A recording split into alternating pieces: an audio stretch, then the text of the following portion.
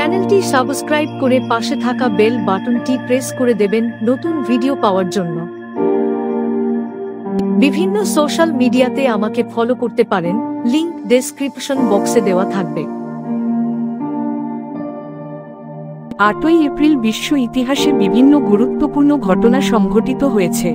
এর মধ্যে কিছু উল্লেখযোগ্য ঘটনা হল: ঐতিহাসিক ঘটনা 1820 গ্রিক ভাস্কর্য ভেনাস ডি মিলো ফ্রান্সের মিলোস দ্বীপে আবিষ্কৃত হয়।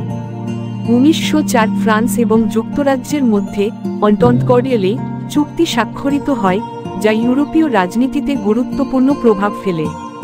1913 চীনে প্রথম গণতান্ত্রিক নির্বাচন অনুষ্ঠিত হয়। 1950 ভারত ও পাকিস্তানের মধ্যে লিয়াকত নেহরু চুক্তি স্বাক্ষরিত হয়, যা উভয় দেশের সংখ্যালঘুদের নিরাপত্তা নিশ্চিত করতে গৃহীত হয়।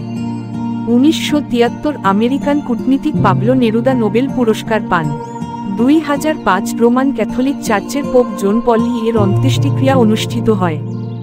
বিজ্ঞান ও প্রযুক্তি 1964 নাসা জেমিনাই 1 মহাকাশযান উৎক্ষেপণ করে। 2008 ভারত চন্দ্রযান -1 উৎক্ষেপণের ঘোষণা দেয়। জন্ম 1859 এডমুন্ড হাসসেলো, জার্মান দার্শনিক।